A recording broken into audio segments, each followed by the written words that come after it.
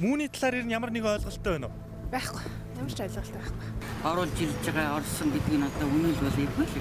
Яг юу ямар үйл ажиллагаа явуулдгийг мэдэхгүй зүйл Нийтээр нөх бөөгнөж хөрмөлт гэлгээл сонслож шивсэн мэдээлэл алга та. Яг үнийг техникс ойлголт байхгүй. Явж ирсэн шашны сект гоё юм байна. Манайд ийм одоо гараад нөх баахан залуучуудыг эрлээдин гэсэн.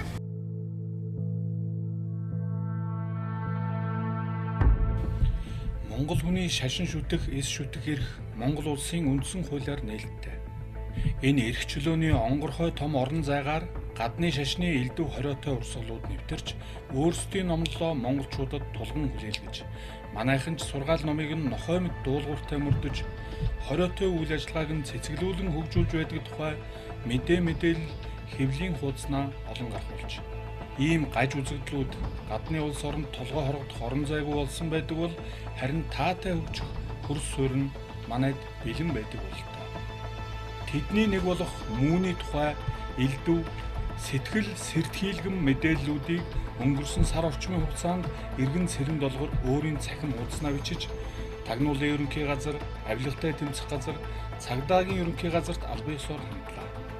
Тэр хэрээр иргэд сайн дураараа нэгдэж мууны гаж урсгалыг эсэргүүцэж байна. Нэртэй Facebook хуудасч нээж амжсан. Мөн Монголын оюун санааны эрхчлөө нэртэй төрийн бус байгууллага байгуулж мууны эсрэг үйл ажиллагаа явуулахаар иргэд нэгдэв.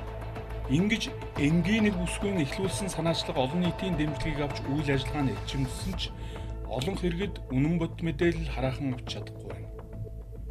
Иймд цензургүй агийнхан ээлжид эрен сурвалжлах нэвтрүүлгээ энэ сэдвээр хийлээ.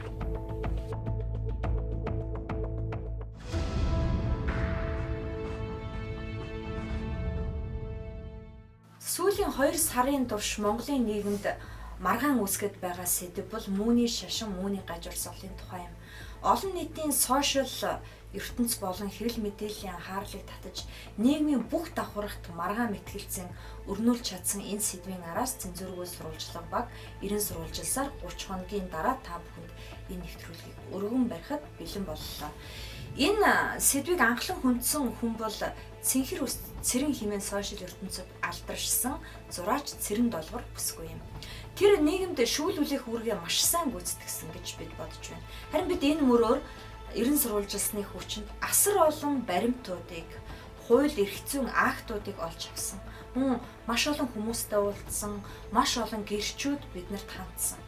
Энэ дундаас судалгаа хийсээр бид та бүхэнд 2 нэвтрүүлэг өнөөдөр хүрэхэд бэлэн болоод байна. Мууны шашин үнэхээр Монголд хэрэггүй юу? Мөн шашин мөн үү эсвэл зүгээр л нэг гаж урсгал уу? Энэ Монголын хүүхэд залуучуудад хэрхэн нөлөөлж байгаа? Бидний хойч үеийг хүмүүжүүлэхэд энэ гадны одоо шашны урсгал гар бие оролцож байгаа эсхийг манай нэвтрүүлгээс та бүхэн үзэх болно. Бидэнд хандсан олон хүмүүсээс зарим нэг хүмүүсийн аюулгүй байдлыг нь бодож бид нэрийг нууцлалаа, бас дүр төрхийг гаргаж чадахгүй байна. Ажил албан тушаалыг бас нууцлсан. Мөн өөрсдөө нууцлахгүйгээр алс холоос ирж бидэнд мэдээлэл өгöd бутсан хүмүүс ч байгаа. Ингээд нэвтрүүлгээ хүлээн авч үзнэ.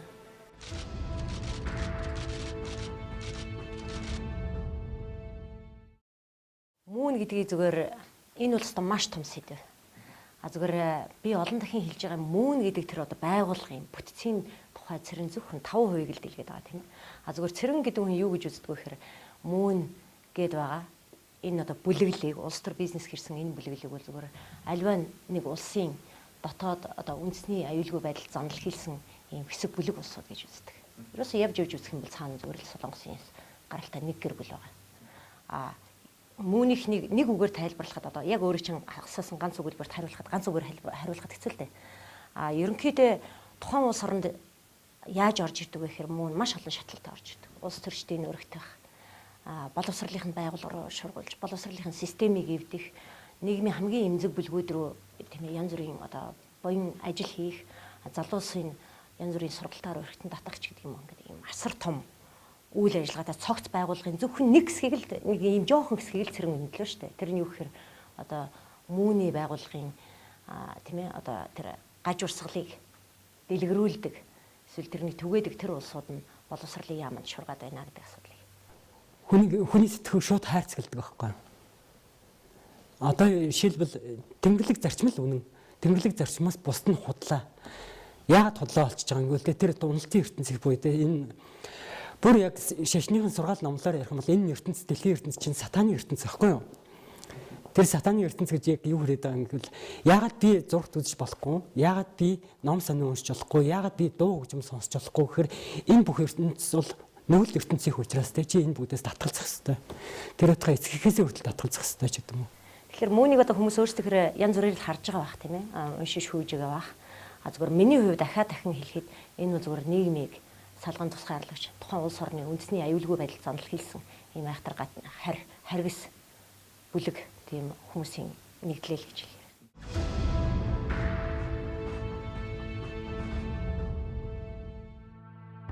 Мөн бол шашин биш гаж урсгал. Нэвтрүүлэгт оролцсон хүмүүсийн ихэнх нь ингэж тодорхойлж байна. Монгол улсын үндсэн хуулийн 16 дугаар зүйлийн 15-д шашин шүтэх, эс шүтэх эрхтэй гэсэн заалт бий. Хэрв Муунийг шашин гэж үзэж эсэргүүцвэл хүний эрх чөлөөг боогдуулж хууль зөрчсөн үйлдэл болох тул цензургүй багийнхан Муун гэж чухам юу юм бэ гэдгийн учрыг олохыг зорьсон. Муун гэж юу вэ? Муун гэдэг нь нэгэн солонгос хүний нэр юм байна. Сан Мён Мун гэж түүний жинхэнэ нэр нь. Энэ хүн 1920 онд Хойд Солонгос төрж 2012 онд 92 наснда таалд өсжээ. Тэр дайны үүмэнтэй зэрэгцсэн хорих лаграас амзулбан зугтаж Өмнөд Солонгост очиж улмаар Америкийн нэгдсэн улсад суурьшиж амьдарсан байна. Дэлхийн нийтийг инг тайван гэдэг нэрийн дор нэлтгэж өөрийнхөө захиргаанд оруулж өөрийгөө дахин шүтүүлэхийг зорж шин номлол бий болгон түүнийг Мууны шашин гэж нэрлсэн байна. Энэ үйл хэрэгтээ бүх амьдралаа зориулсан нэг юм. 1935 онд Иесус Христ түүнтэй биечлэн уулзаж энэхүү даалгаврыг өгсөн гинэ. Үр удман үлдээж чадаагүй Иесусийн захиасыг тэр үргэлжлүүлэн 14 хүүхдийн эцэг болж байна. Бурхны даалгаврыг биелүүлэх гэж нэгэн насыг зориулахдаа нилээд хэдэн удаа шоронд орж элдв асуудалтай холбогдож байжээ. Шашны гаж буруу зан үйлийг түгээн дэлгэрүүлсэн хэрэгээр 5 удаа, хүчингийн хэрэгээр 2 удаа, татвараас зайлсхийсэн хэрэгээр 1 удаа тус яллагджээ. Тухайлбал 1946 онд Хойд Солонгос нийгмийн хэв журам зөрчсөн хэрэгээр 1948 онд хүчингийн хэрэгээр ядал эдэлж байсан байх юм. Мөн түүнчлэн бусдын хүсэл сонирхлыг боогдуулж хууль усаар хорьсон хэрэгээр 1982 онд татвараас зайлсхийсэн хуурамч хүч баримт үйлдсэн хэрэгээр Америкийн нэгдсэн улсын хуулиар 2 жилийн хорих ял эдэлж байжээ. Үгээр зогсохгүй ариун хайр, ариун гэр бүлийг номлогч Муунгва 1943 онд 12 жил амьдарсан эхнэрээсээ салж өөрөөсөө 23 насаар дүү хан Хаак Жаавсгүйтэй гэрлэн түүнийг амьд дарихээр өргөмжилж өөрсдийгөө хүн төрлөختний жинхэнэ эцэг их хэмээн номлох болсон байна. Энэ одоо шашныг бол заримдаа шашин биш гэж үздэг. Яагаад вэ гэхээр энэ шашин одоо өвөрмөц заргаар гэдэг юм уу, иргэний байгууллага, хүмүүнлэгийн байгууллага, төрийн бус байгууллагын одоо нэрээр өөрсдийнхөө үйл ажиллагааг явуулдаг. Тэр үйл одоо байгууллагуудын цаад одоо зорилго, үзэл санаа нь болохоор Мууны шашны номлол сургаал дээр одоо үндэслэж байдаг. Эднийхийг бол бас яг шашин гэж хэлээд хэцүү байхгүй. Ерөнхийдөө гэр бүлийн үндэстэн намнсан сүлжээний бизнес шиг юм байна. Бидэнд мэдээлэл өгөхийг зөвшөөрсөн боловч өөрийнхөө дүр төрх болон нэрээ нууцлахыг хүссэн нэгэн бүсгүй бидэнд хандсан.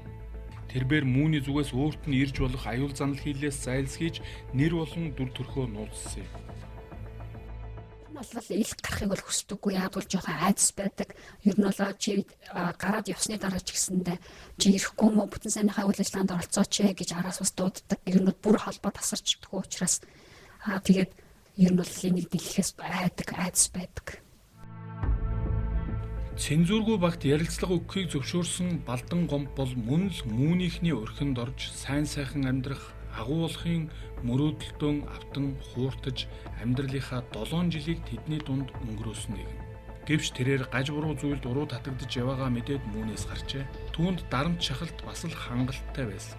Гэхдээ өөр шигэ олон залуусыг энэ солонгос гэр бүлийн төлөө морь нохой мэт зүтгэж хайрын цаг хугацаагаа алдах бий гэсэндээ сэргийлж бидэнд ярилцлага өгөхийг зөвшөөрсөн. Би Би бол өөрөө яг ингээд төөрөлдөж явж байгаа зү. Надад асуудал байсан учраас өөрөө төөрөлдөд яваад орсон, дунд нь холилдсон, хутгалдсан те үндсэн гишүүн байлаа. Тэр хөрөнгө босгодог үйл ажиллагаанд оролцдог байлаа, явдаг байлаа. Ингээд төөрөлдөд тэгээ төөрөлдөж явж байгаа би одоо энэ сүмийг орхисон. Энэ хөдөлгөөнийг ингээд орхисон юм уу?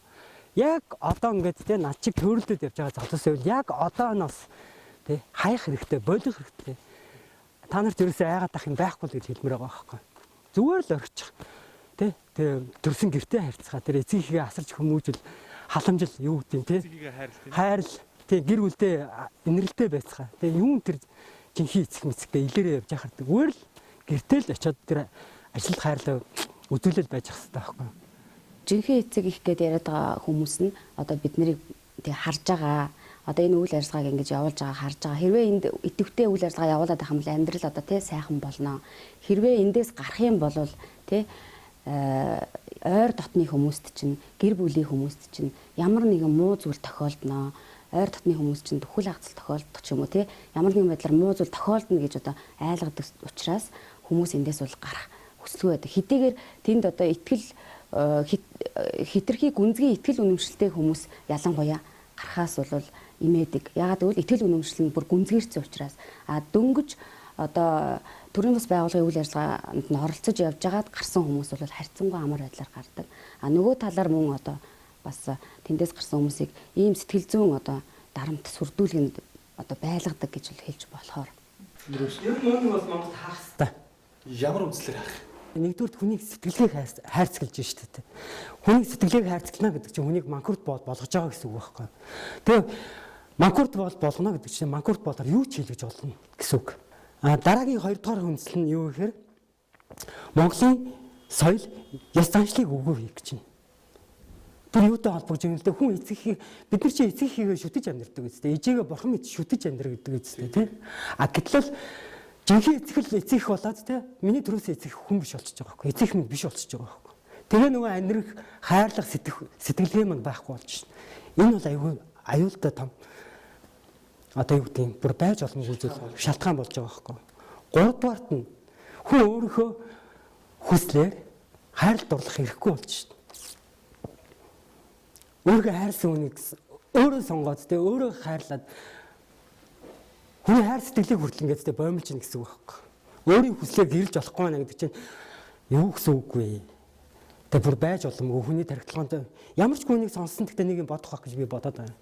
Дөрөв хүнсэл нь болохоор шүү дээ. Хүний бүр заяамал бүх эрхүүдээс татгалзах тэр нөхцөлөөлөг үүсгэж байгаа байхгүй. Одоо жишээлбэл тэ ертөнцөөс тасарч ийн гэдэг маань юу гэж хэлээд байгаа юм бэ? Би дуу сонсох хэрэг байхгүй.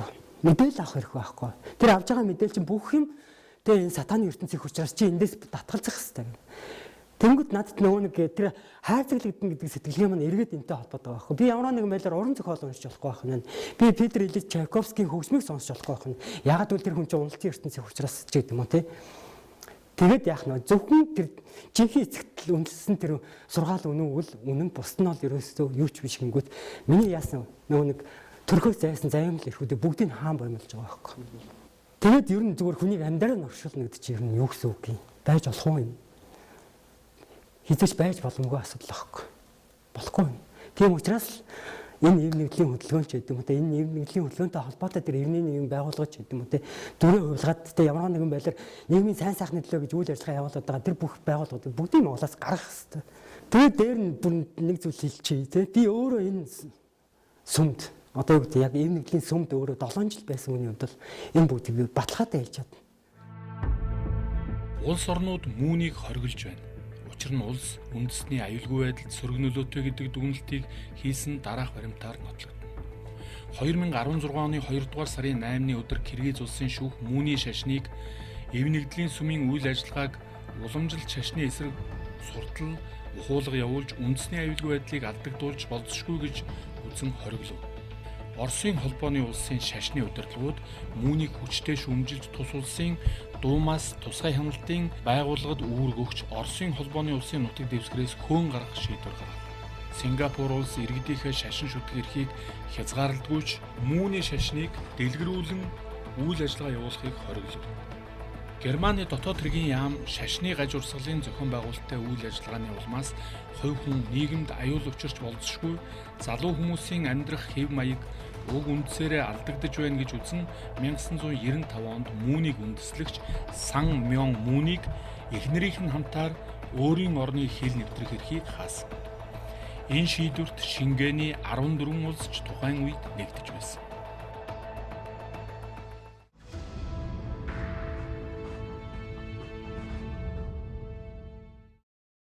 Тэгэхээр та гаж урсгал гэдэг байна л да. Яг юуг нь гаж урсгал гэдэг. Юуг нь яг гаж гэдэг.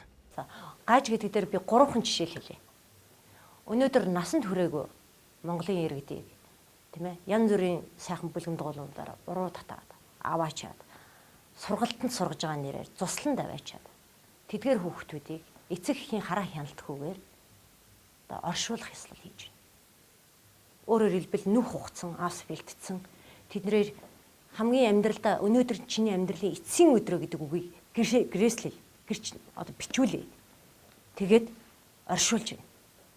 Энэ хэвэн юм уу? Намайг үзэж байгаа бүх хүн энэ хэвийн үзэгдлөө гэдгийг асуух.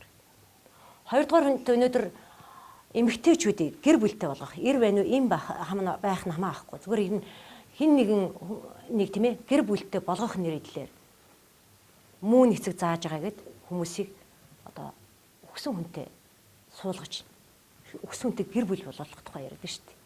Энэ хэвийн үзэгдэл үү? Гуравдугаарт ерөөсөө бид нэр хэдийнээсээ тийм ээ монгол хүн эцэг эхээ гэж дээдлж ирж байсан ард юм. Аав ээжигээ, өвөө эмээгээ гэж тийм ээ шүтэж ирсэн ард юм. Өнөөдөр бид нар энэ үндэсний уламжлал нь алдагдаад одоо аав ээжигээ шүтэх биш харин тэр мөн гэж хүнийг шүтэх болж эхэлж байна. Аав ээжигээ бүр үзэн ядтал нь энэ одоо тархинд нь сууж штэ. Тэгэхээр энэ хэвийн асуудал үүдийг би асуув. Эцэг эхээсээ татгалсан гэдэг яагаад бол намайг төрөөсөө эцэг хүн шууд нүгэлт хүн болчихж байгаа. Нүгэлт хүмүүсийн үр удам болж байгаа учраас түрүүний нөгөө дахин сэргэлттэй холбоотой ойлголтоор бол би яагаад дахин төрчвөө гэдэг маань нөгөө төрөөсөө эцэг эхээсээ татгалзаад тэдний чинь дахин сэргээхийн тулд би одоо авралын үйл ажиллагаанд оролцсон яваад байгаа. Тэднээс татгалзнаа гэдэг маань хэрвээ би тэднийг сүмд оруулж ирч чадахгүй бол тэдгээр хүмүүс нүгэлтэйгээ хэврээ үлднэ. Тэгэхээр яах нь тэр хүмүүстэй бол биш би жинхэнэ эцгийг даах хэрэгтэй болчихж байна. Тэгэхээр нөгөө Сан Мён Мөнтэй хагчаа хам мөн гэдэг хүмүүс ч болохоор жинхэнэ эцэг болоод миний эцэг бол одоо юу гэдэг эцэг болчихж байгаа. Тэгээд тэр хүмүүс өвдлөө хавдлаа зовлоо шаналлаа гэхэд бол би энд мөргөл үлдээ залбираа сууж яхах нь чухал болохоос ч тийм би тэднэрт очиж одоо юу гэдэг тэднийг очиж асарч тааглах одоо юу гэдэг те нөгөө элбэрэлт өрөө хүүхдийнхээ одоо юу гэдэг аш тосыг үзүүлэх ямар ч тийм боломжгүй болчихж байгаа байхгүй. Жишээл 1997 онд манай ээж нас орж исэн. Тэгээд гэтэл манай ээж өвчтэй байсан уу гэж байсан. Тэгэхэд би тэнд хамгийн харамсалтай юм одоо юу гэх юм би тэнэг царайлаад бурхны авралын үйл ажиллагааны төлөвлөгөөд ээжигээ асрахгүй гэрт нь орхиод явж байсан тохиолдол байж л байдаг. Тэгж яхад би ээжтэйгээ уулзах чадахгүй өөр газар өөр хүний хүүхд тасраад байж ах шин. Хүн чинь нөгөө нэг болж игэл бай төрөөсөө эцэг ихээ толгойн төсчихсэн гэж бодож явдаг хүн чинь тэг төсч чадаагүй да харамсал явж л байгаа байхгүй. Энэ бол миний хувьд бол аюу харамсалтай.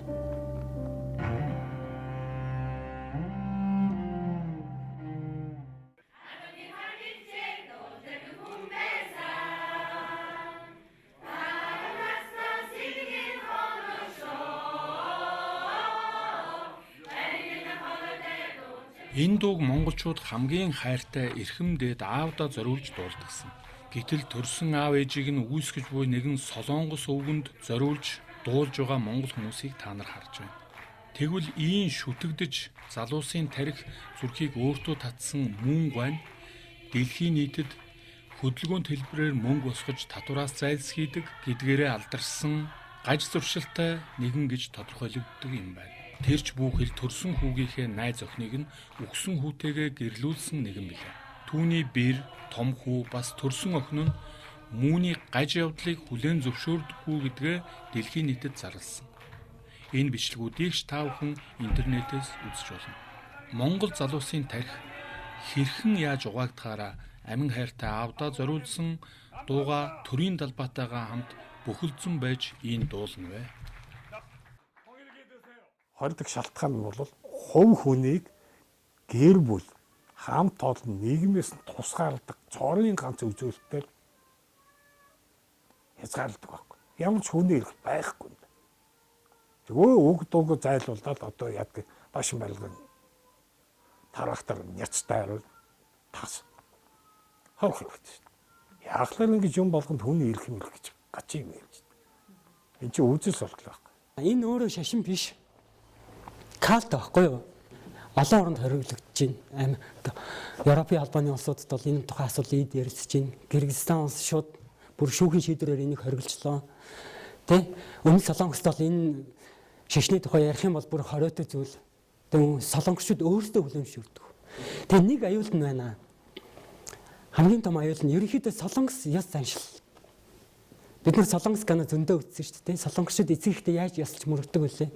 Яг л тэр яс заншлаар тэр жинхэнэ эцгийн өмнө монголчууд мөргөөд залбираа сууж идэг байхгүй. Гэтэл бид нар чи ямар яс заншилтай ард түмэн мэлээ гэдэг бас бодох хэрэгтэй. Бид нар өөрсдийн гэсэн хэлтэй. Тэгээ нэг аюул нь байна те. Нэг бурхны дор нэг үндэстэн байх хэрэгтэй. Нэг хил соёл заншил байх хэрэгтэй гэдэг нэг номлоод идэх байхгүй. Мөн буюу нөгөө жинхэнэ эцэг их бол таны жинхэнэ юунд нийгэм бэлтгэж өгнө гэсэн. Энэ номлол сургаал нь бол энэ нөгөө үндэсний аюулгүй байдал, эв нэгдэл гэсэн энэ юутай бол зөрчилдөд байгаа.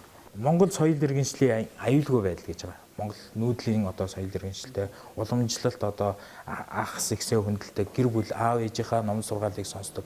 Гэтэл тэр одоо ёсыг өгөөсгээд тэгээд жинхэнэ өөрийнхөө нөгөө шашны номлогч гэдэг юм уу жинхэнэ эцэг эхийн ном сургаалыг даах гэсэн ийм заалтууд байж байгаа. Энэ дээр хүн ам удмын сангийн аюулгүй байдал гэдэг. Тэгэхээр Монгол бол одоо гэр бүлийн байдал, гэр бүл төлөвлөлт гэдэг одоо тий улс орны тусгай тийм бодлогоор ирж идэг гэр бүлийн хуультай юм ус. Гэтэл тэр одоо шашны зан үйл байгууллага дээр бол Монгол хүн бол гадны одоо иргэдтэй одоо хуулиулахыг бүр зохион байгуулалтаагаар ингээд зохион байгуулж хийж байгаа. Энэ бас нэг одоо юутай зөрчилж байгаа энэ хуулийн заалттай зөрчилж байгаа.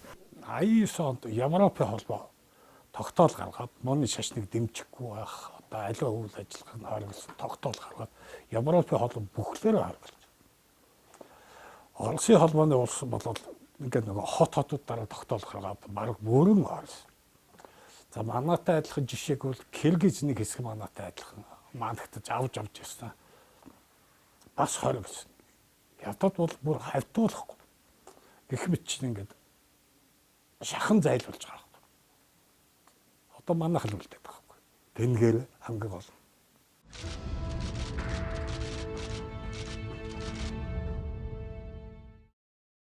Тэгэхээр хин нэгэн хүндгэл ёстой. Тэр нь одоо санаандгүй цэрэн байна уу, одоо өөрөө байна уу, тийм ээ саран байна уу, энэ бол нэг чухал биш. Энэ асуудлыг хөндөд байгаа тэр асуудлыг л харах хэрэгтэй. Магадгүй насан баяр байх нь нэг чухал биш. Насан баярын оронд хин ч үйж болно. Зөвхөн өнөөдөр насан баяр гэдэг хүндэл тань сууж байгаа учраас би насан баяр гэж хэлж байна, тийм үү? Бас нэг нэр заах хэрэгтэй үстэй юм чинь. Яхахгүй бид тэр хүний тухай ярьж штэ. Гэхдээ бид тэр хүний хувь үнийг би танихгүй. Би зөвхөн боловсролд оруулж байгаа тэрний тэр гажиг одоо гэдэг миний хар бол гажиг тэр одоо үйлдэлүүдийг л зогсоомор.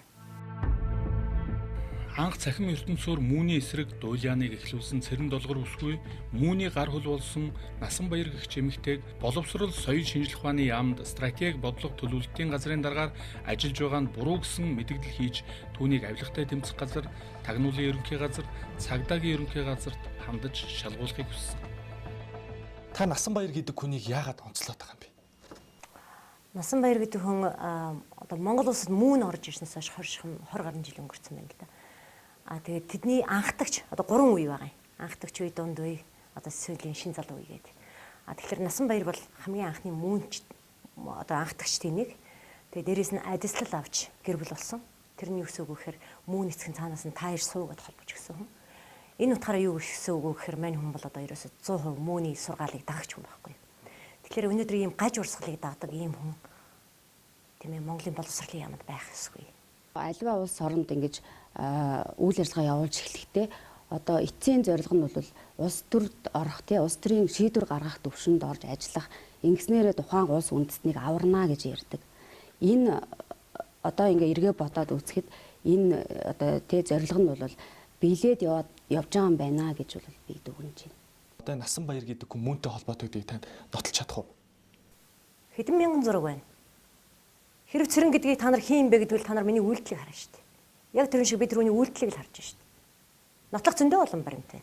Дээрээс нь хамгийн гол нь 90 онд бишээ 2000 хонд гэрчлэл аваад нөхртөөгөө суусан гэдэг баримт чинь интернетээр байна. Та нар өөрсдөө ухах хэрэгтэй байхгүй интернетээр байна. Энийг цэрэн нэг зохиогоод яриад байгаа юм биш байхгүй. Болоогүй тэр дээр нь цаана чинь маш олон энд мууны ийм нэг том нэг инх тайван гэсэн нэг ийм том малгай байна да янз нь тийм ээ. Тэрний доор байгаа тэр одоо олон одоо дэлхийн инх тайвны төлөөх байгууллагын одоо энэ олон бүх байгууллагуудын шаталсан маягаар ингээд манай хүн одоо удирдах явсан. Тэгэхээр чин зэрэг юу гэсэн үг гэхээр шууд энэ байгууллагуудад холбоотой гэсэн. Тэгвэл боловсрол соёлын шинжилх ухааны яамны стратеги бодлого төлөвлөлтийн газрын дарга Насанбаяр харин өөрөө юу ярив? Өөрийг чинь одоо мууны урсгалыг шүтдэг. Энд бол одоо яг одоо жинхэнэ шалгарсан муунист гэдэг юм мэдээлэл одоо шүү дээ. Энэ үнэн үү? Худлаа гэдгийг та юугаар нотлох юм? Шашин гэдэг зүйл бол хамгийн гол би ямар шашинтай байвал бодтой шашинтай. За тэр самын мөн гэдэг хүний бичсэн одоо тийм сургаал, онол гэдэг зүйлийг судалсан уу? Би судалсан. Күнзийг судалсан, Библийг бол би бүх талаас нь уншиж судалдаг. Судалж исэн. Дээр нь өгөхөр буддын сургаалын бол бүх буддын сургаалын бүх зүйлүүдийг би бүршин судлаад үзэхэд бол тэр бүх зүйл дотор өөр өөрийн давуу талч гэж байна. Ижил зүйлүүд ч асуух. Хатагтай Насанбаяр өөрийгөө муунист бишээ гэж үгүйсгэж байгаа боловч түүнийг гэрчлэх хүмүүсийн яриаг манай цензургүй багийнхан авч чадсан юм.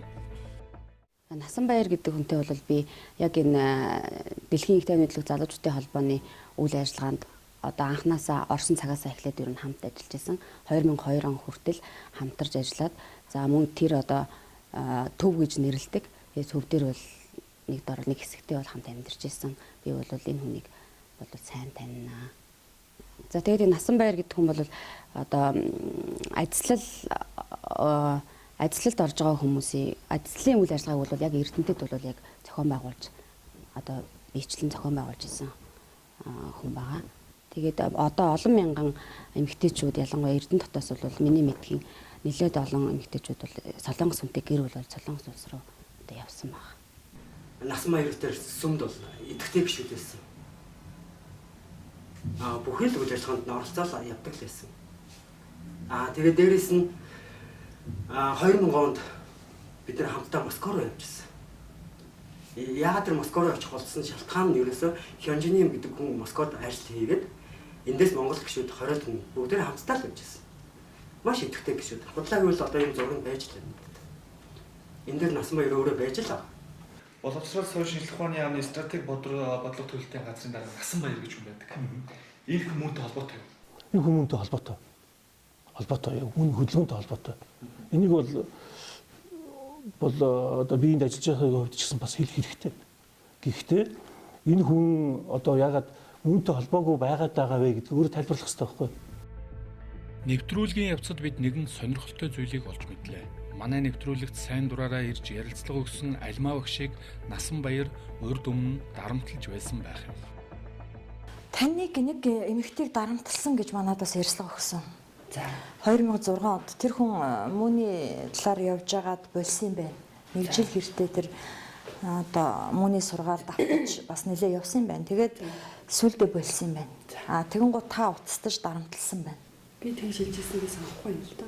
Би тийм юм хийхгүй нэгдүгээр. Би тийм хийсэн бол тийм үгүй шүү хэлнэ. За Насанбаяр гэдэг хүн өөрөө над руу 2006 оны үед би 2002 онд гарсан. 2006 оны үед одоо ярьсан. За тэр үед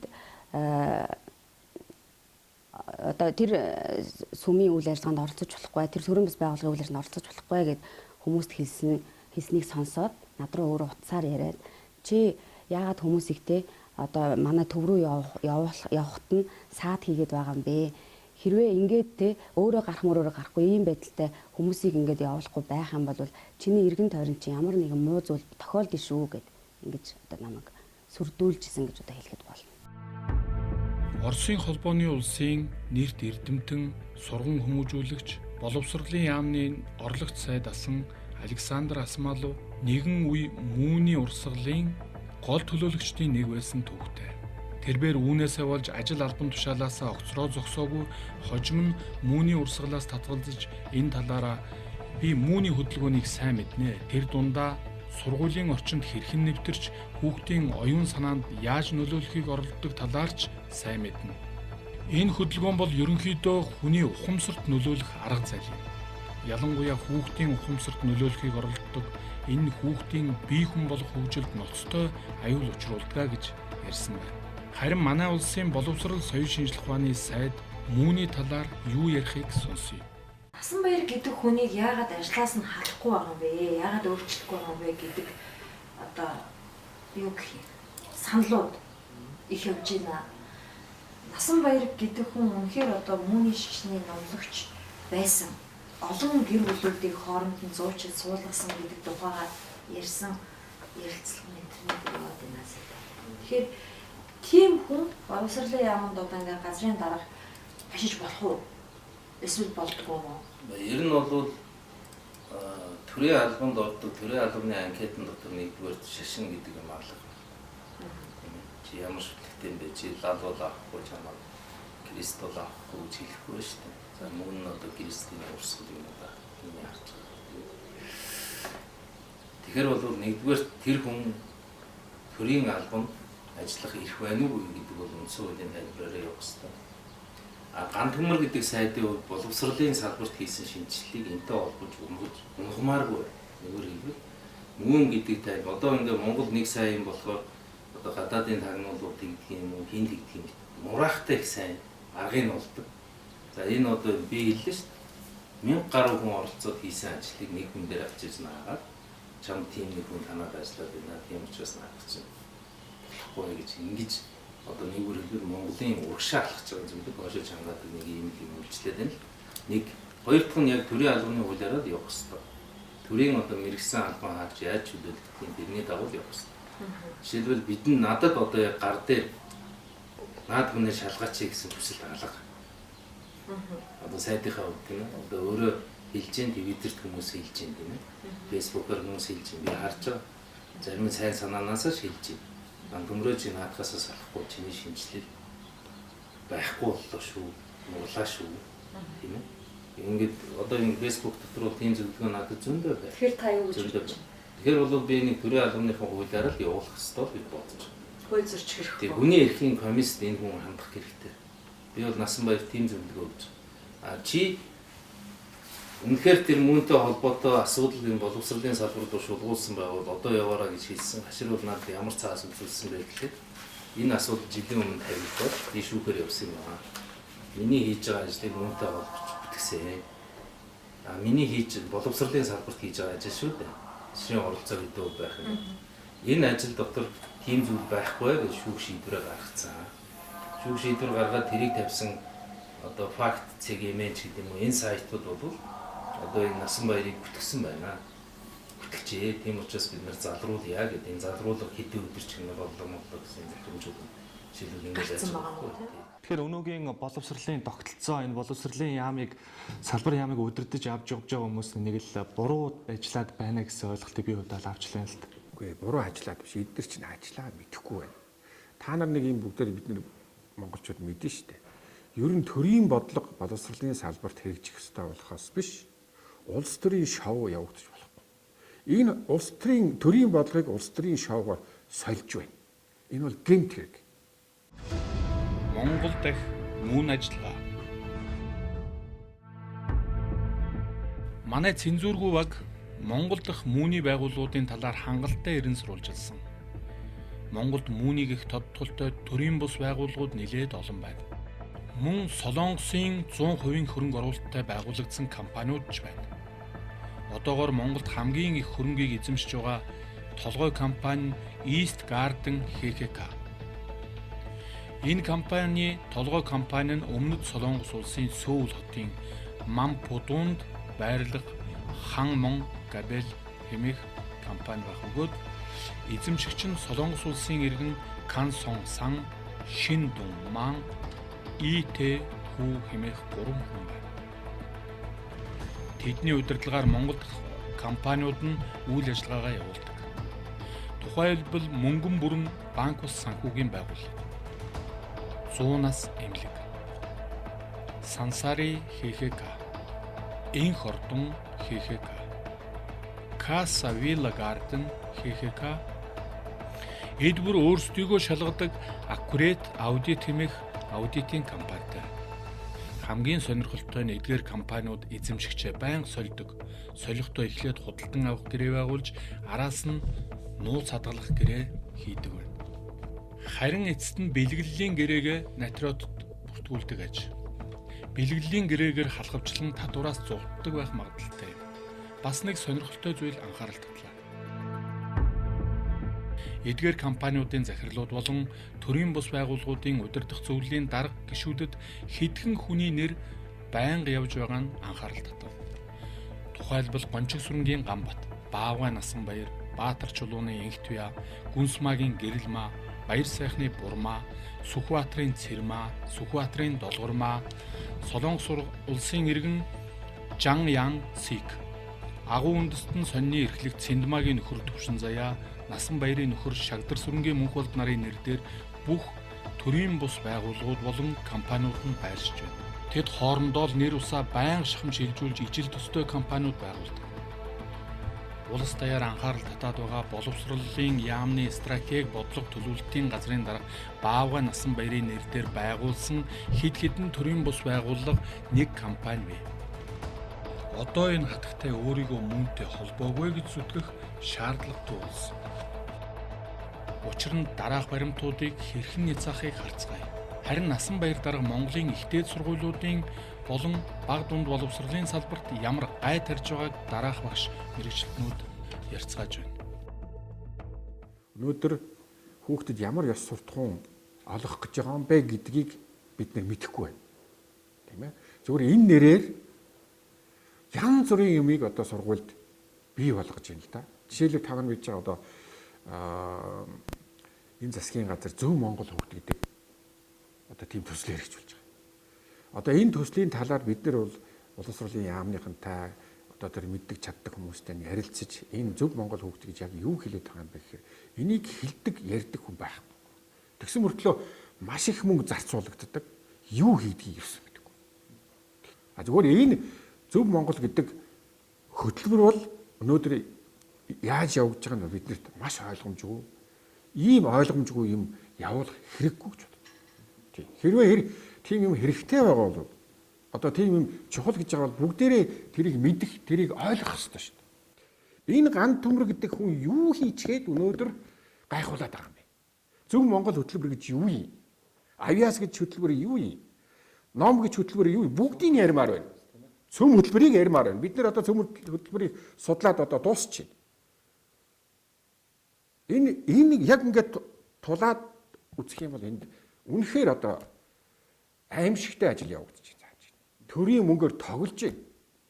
10 жилийн хичээл одоо орж эхэлж байгаа байхгүй их сургуульд.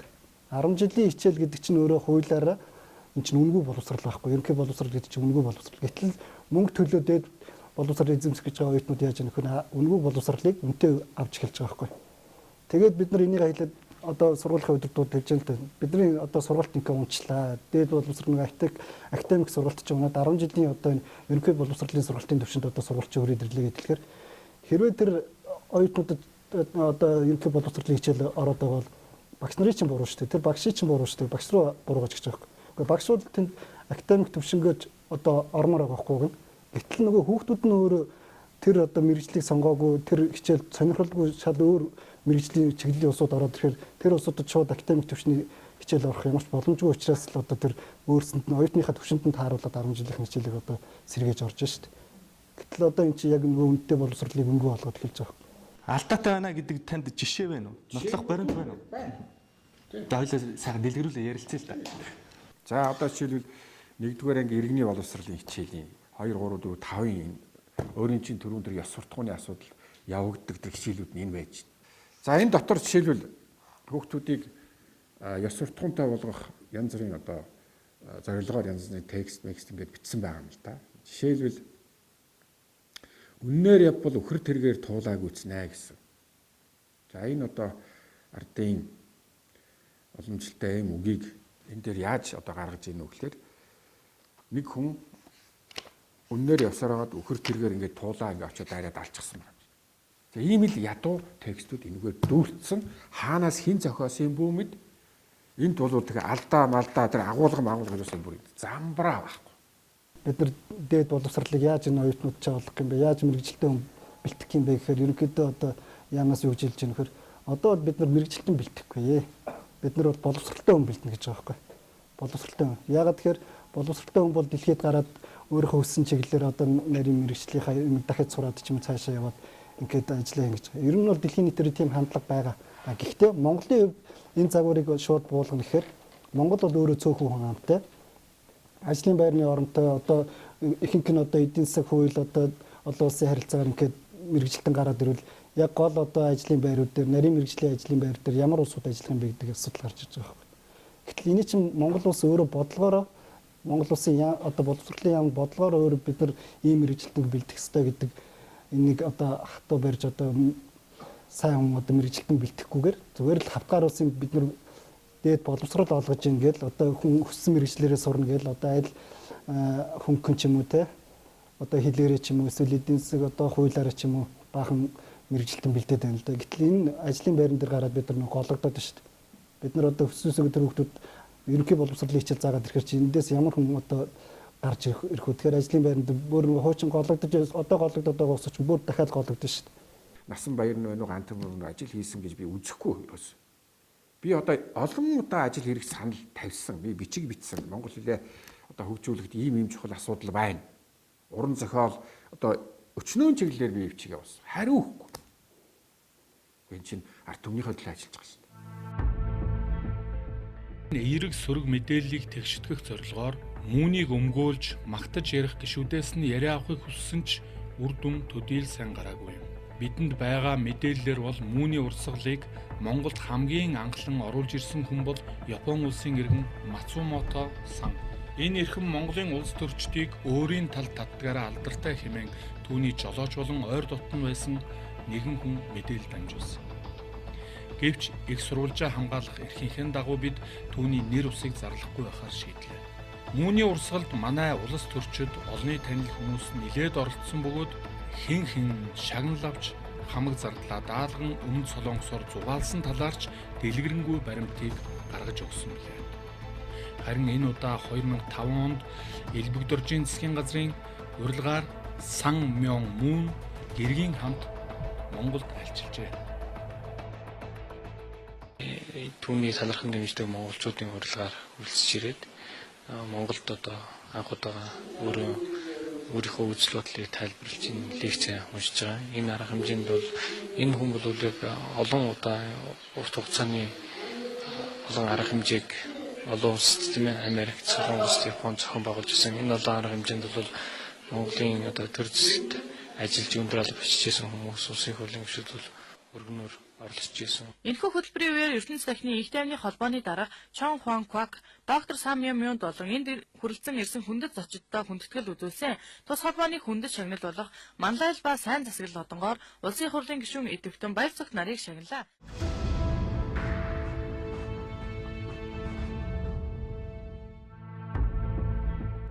Цензуургүй баг сонссон хүний сэтгэл сэрдхийлгэм итгэхэд бэрх нэгэн мэдээлэл олж сонслоо.